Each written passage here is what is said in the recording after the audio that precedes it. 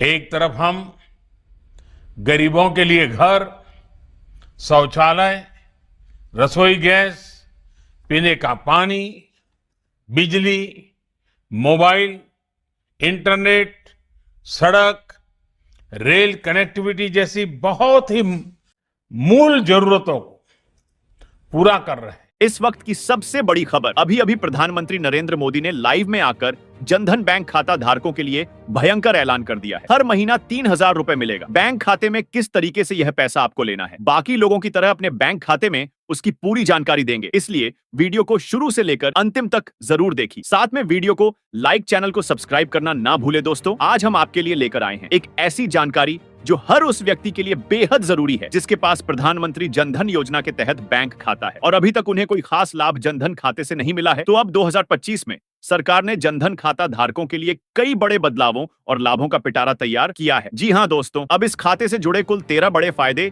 सभी जनधन खाता धारकों को मिलने वाले हैं और साथ ही 3,000 रुपए की खास सुविधा का भी फायदा लोगों को मिल सकेगा। अगर आपके पास भी जनधन खाता है या आपके परिवार, रिश्तेदार या किसी भी दोस्त के पास जनधन खाता है तो यह वीडियो आपके लिए सोने पर सुहागा साबित होगा। दोस्तों, सबसे पहले तो यही समझ लीजिए कि जनधन खाता क्यों इतना खास है। तो 2014 में जब प्रधानमंत्री जनधन योजना शुरू हुई थी तब देश के लाखों करोड़ों लोग बैंकिंग व्यवस्था से बाहर थे, खासकर ग्रामीण क्षेत्र के लोग या गरीब परिवार। किसी के पास गारंटर की समस्या थी, किसी के पास खाता खोलने के लिए जरूरी राशि नहीं थी। तो जनधन योजना ने इन सभी बाधाओं को खत्म कर दिया। इस योजना के तहत हर व्यक्ति शून्य बैलेंस पर खाता खुलवा सकता है, यानी आपके पास पैसे ना भी हो तब भी बैंक खाता चालू रहेगा। यही वजह है कि आज लगभग हर गरीब या मध्यम वर्गीय परिवार में जनधन खाता मौजूद है और सरकार की हर योजना का लाभ सबसे पहले इसी खाते के जरिए लोगों तक पहुंचता है। और हाल ही में जनधन योजना को 10 साल पूरे हो चुके हैं। इसी खुशी में माननीय प्रधानमंत्री जी ने जनधन खाते को लेकर बड़ा ऐलान किया है। साथ ही जनधन खाते की केवाईसी प्रक्रिया भी शुरू हो चुकी है, जिसकी आखिरी तारीख 30 सितंबर बताई गई है। और यह मैं आपको इसलिए बता रहा हूं क्योंकि बिना केवाईसी के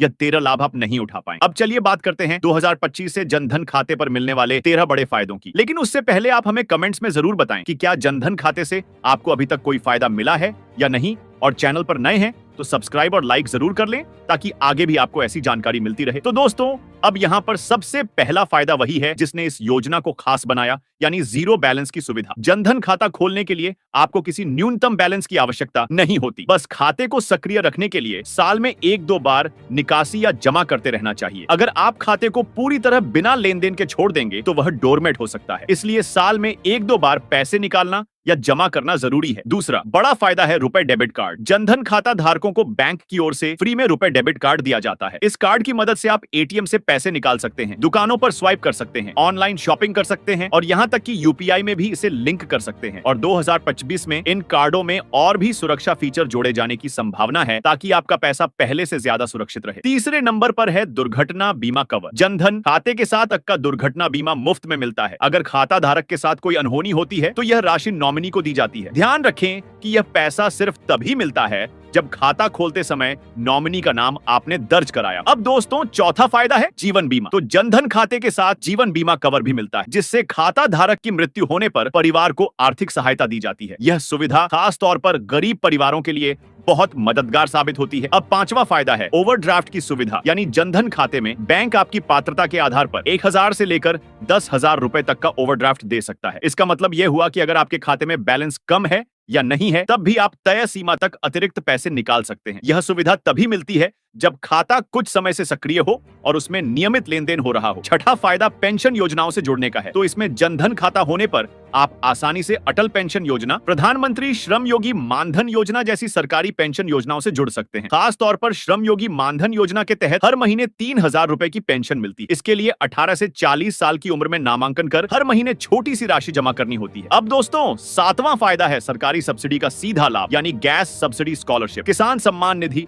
राशन या किसी अन्य योजना का पैसा सीधे जनधन खाते में ट्रांसफर होता है। इससे पारदर्शिता रहती है और लाभ सही व्यक्ति तक पहुंचता है। अब आठवां फायदा है मोबाइल बैंकिंग की सुविधा। अब जनधन खाते के जरिए आप घर बैठे बैलेंस चेक कर सकते हैं, ट्रांसफर कर सकते हैं, यूपीआई से भुगतान कर सकते हैं और लगभग हर बैंकिंग सेवा का लाभ मोबाइल ऐप से ले सकते हैं। इसके अलावा आसान आहरण की सुविधा भी यहाँ पर सरकार देती है, यानी जनधन खाता धारकों को मुद्रा लोन जैसी सरकारी अर्ण योजनाओं तक पहुंच आसान हो जाती है। बैंक आपके खाते के रिकॉर्ड को देखकर छोटे लोन देने में प्राथमिकता देते हैं। इसके अलावा सरकार ने महिलाओं के नाम पर जनधन खाता खोलने को बढ़ावा दिया है। पहले ही कई राज्यों में महिलाओं के खातों में समय समय पर सहायता राशि डाली जाती रही। यह कदम महिलाओं को आर्थिक रूप से सशक्त बनाने के लिए उठाया गया है। दोस्तों, इन फायदों के अलावा भी जनधन खाता समय समय पर केंद्र और राज्य सरकार की विभिन्न योजनाओं से जुड़ता रहता है। कभी किसानों के लिए राहत पैकेज आता है तो कभी गरीबों के लिए आपात सहायता राशि। कोरोना काल में भी लोगों के खातों में सीधे पैसे ट्रांसफर किए गए थे, इसीलिए इस खाते को सक्रिय रखना बहुत जरूरी है। आधार लिंक कराएं, मोबाइल नंबर अपडेट रखें और पासबुक समय समय पर एंट्री कराते रहे। अब थोड़ा उस 3,000 रुपए वाली योजना को समझ लेते हैं जिसके बारे में लोग सबसे ज्यादा पूछते हैं। यह कोई सीधा गिफ्ट नहीं है बल्कि पेंशन योजना के रूप में मिलता है। अगर आप 18 से 40 साल की उम्र में प्रधानमंत्री श्रम योगी मानधन योजना में नामांकन करते हैं तो हर महीने एक तय राशि जमा करनी होती है। यह राशि उम्र के हिसाब से अलग होती है। 18 साल में सिर्फ 55 रुपए, 22 साल में 100 रुपए और 40 साल में 200 रुपए जमा करने होते हैं। जितना आप जमा करेंगे उतना ही सरकार भी आपके लिए जमा करेगी। 60 साल पूरे होते ही सरकार आपके खाते में हर महीने 3,000 रुपए पेंशन देना शुरू कर देती है। अगर किसी वजह से आप बीच में योगदान रोक देते हैं तो योजना से बाहर नहीं होते, बाद में फिर से योगदान शुरू कर सकते हैं। अगर कोई व्यक्ति 60 साल से पहले निधन कर जाता है तो जमा की गई राशि और ब्याज नॉमिनी को लौटा दिया जाता है। यानी यह योजना न सिर्फ आपके लिए बल्कि आपके परिवार के लिए भी सुरक्षा कवच है। दोस्तों, ये सारी सुविधाएं तभी मिलेंगी जब आपका जनधन खाता चालू और सही स्थिति में होगा। कई लोग खाते को नजरअंदाज कर देते हैं या बदलने की सोचते हैं। ऐसा करने से कई लाभ छीन सकते हैं, इसलिए खाते को एक्टिव रखें, समय पर केवाईसी कराएं और मोबाइल नंबर आधार से लिंक रखें। और हाँ दोस्तों, अगर आपको यह जानकारी उपयोगी लगी हो तो वीडियो को लाइक जरूर करें। कमेंट में लिखें कि आपको इनमें से कौन सा फायदा सबसे ज्यादा काम का लगा और चैनल को सब्सक्राइब करना मत भूलें। आपका छोटा सा सहयोग हमें आपके लिए ऐसी ही भरोसेमंद और उपयोगी जानकारियां लाने की प्रेरणा देता है। दोस्तों, अब अगले वीडियो में हम प्रधानमंत्री किसान सम्मान निधि योजना की 21वीं किस्त को लेकर बड़ी खबर देने वाले हैं। आखिर किस तारीख को किसानों के बैंक खाते में पीएम किसान 21वीं किस्त का पैसा आएगा, साथ में आई श्रम कार्ड घर को 3,000 रुपए किस तरीके से प्रतिमाह मिलेगा उसकी भी जानकारी देंगे। वही प्रधानमंत्री किसान सम्मान निधि की 21वीं किस्त जारी होने में